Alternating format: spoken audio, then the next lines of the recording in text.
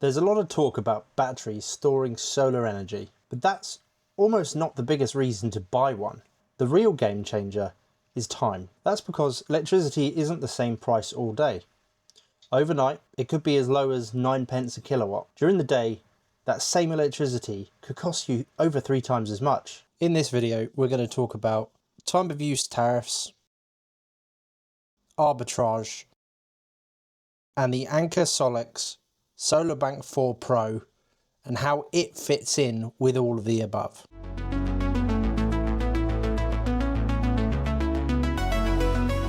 Now, before we get into the details, a bit of a disclosure. This video has been sponsored by Anker. They've got a really exciting battery launching later this month, the Anker SOLIX Solarbank 4 E5000 Pro. We'll cover more about the battery later in the video. What is arbitrage?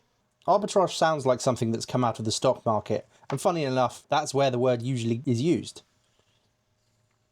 But it's actually fairly simple. You buy something for less money, you sell it for more money. Or where batteries are concerned, you use it instead. But this is also still applicable if you were to export your battery and were able to be paid for it.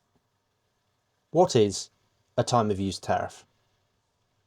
Essentially, time of use tariffs reward households for using electricity when the demand is lower and renewable energy generation is higher. Time of use tariffs aren't actually a new concept.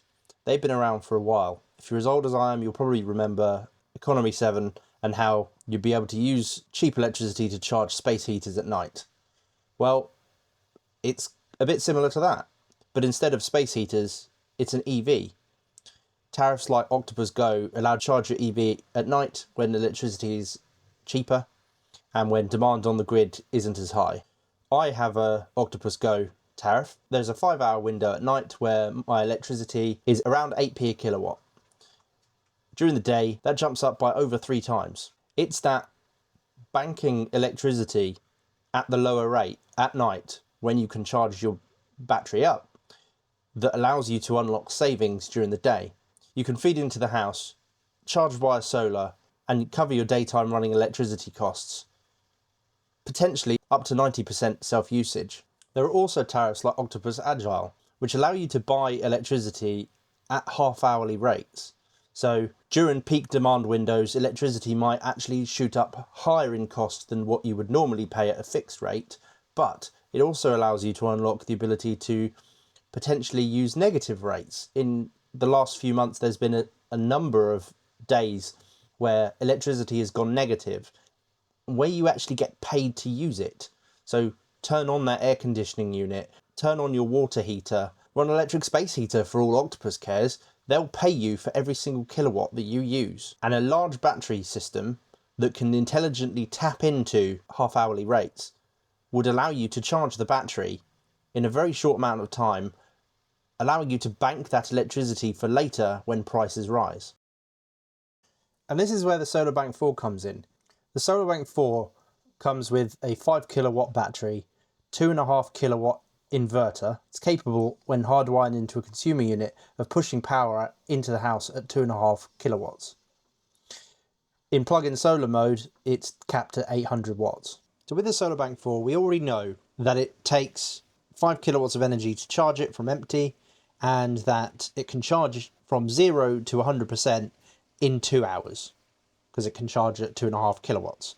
You could charge it slower than that. This is just an example. We can then work out roughly how much you would save through arbitrage alone with the Solarbank 4. If you were to buy it without any solar panels, you just want to start using the system first and then get some solar later, you can totally do it that way. So let's just look at the figures. We know how much it costs to charge. We know how much energy is required to charge. We know what the day rate is that we'll be selling the electricity into. We're not selling, we're just using.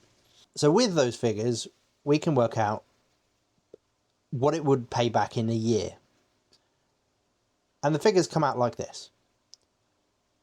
It takes roughly 43 pence to charge the unit every day. And then we're using my house here for the example of how much daily electricity usage you have. I have 7 kilowatts of usage per day on average. Sometimes it's slightly more, sometimes it's slightly less, but 7 is the average. So we know that the battery is smaller than that average. You should try to get a battery roughly the same size to maximize your savings. But with let's say we'll be going with 5 just because that's what the battery, the Solarbank 4 is. The energy that goes into the battery and its potential to then offset my daily usage is worth roughly £1.56 a day, roughly. So you take off the charge costs from that, and you can then work out how much it would net you every single day. And for me, that comes out as £1.13 a day. So you then extrapolate that out to every single day of the year, because we'd be doing this every single day. There's no solar, so you don't have to worry about not charging the unit. We're going to be charging it to full every single day. It comes out at £414 a year in terms of what it would have saved me on my electricity bill. My electricity bill before plug-in solar was £1,000 a year, 3,000 kilowatts, potentially half my electricity bill, almost. And it's probably fair to price in a 5% rise in electricity costs, because you look at the last 10 years, the average is about 10%, but let's be conservative and half that. So if prices go up by 5%, it actually comes out to £434 a year in savings, which I don't think is bad, because solar panels themselves aren't particularly expensive. Adding them on to the cost of this unit wouldn't cost the world. I mean, 12 panels is a lot. You know, you could start out small and get just potentially 4 panels, or 4 or 5. The MPPTs are quite powerful, and they can support up to 5 kilowatt input. That's a lot of solar. That's enough solar to rival most full home installations. And adding that solar would then act like a cherry on top. It would increase your savings even further. It would stretch out the glide slope of the battery's state of discharge. And these rough figures that I've just talked through, they don't include efficiency losses, so that will affect the underlying price a little bit, not by much, but I won't go into that now, because when it comes to efficiency, I don't want to use the figures that manufacturers quote.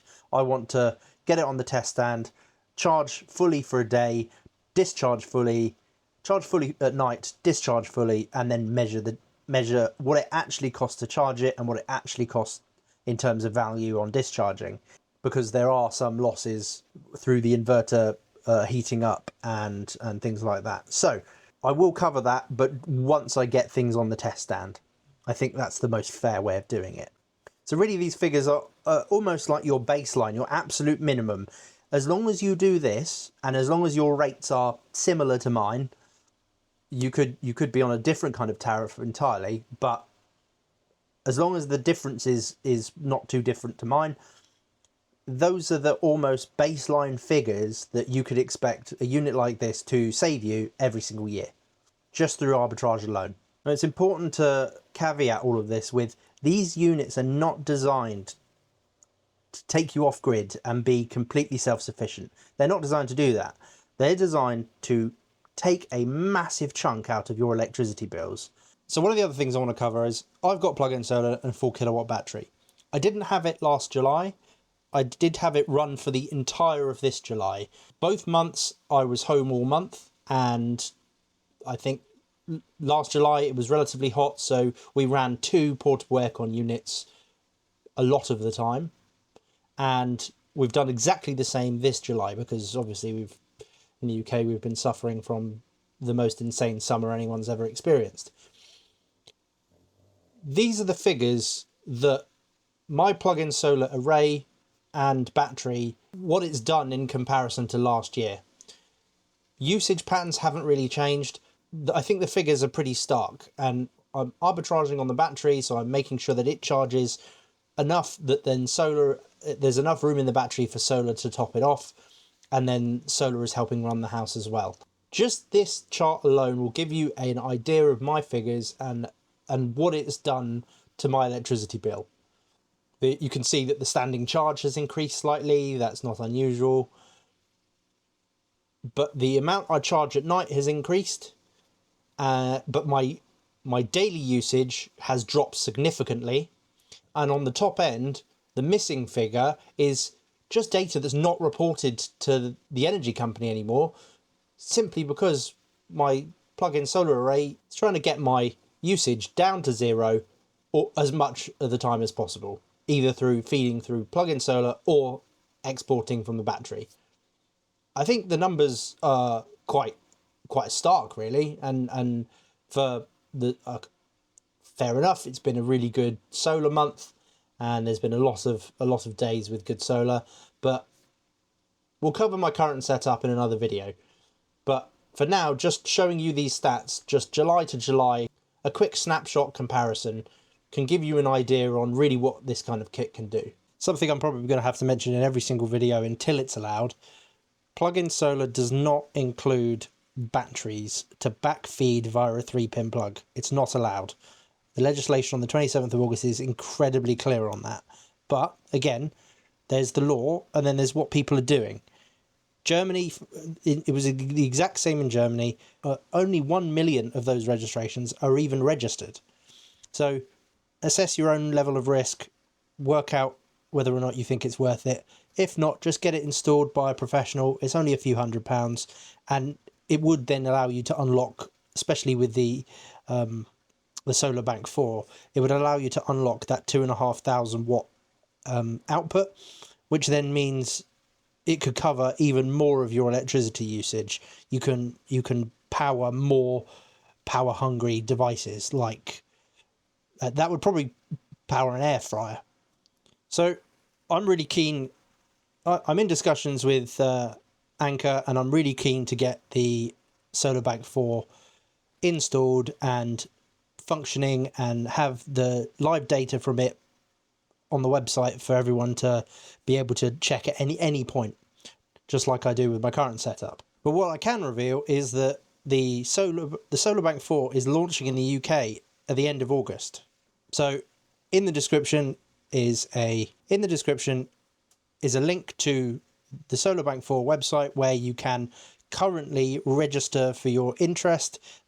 They'll be doing a 25% off sale with a smart meter bundled in with the device. I just want to say a big thank you to Anker for sponsoring the video for the channel at such an early stage in this channel's life.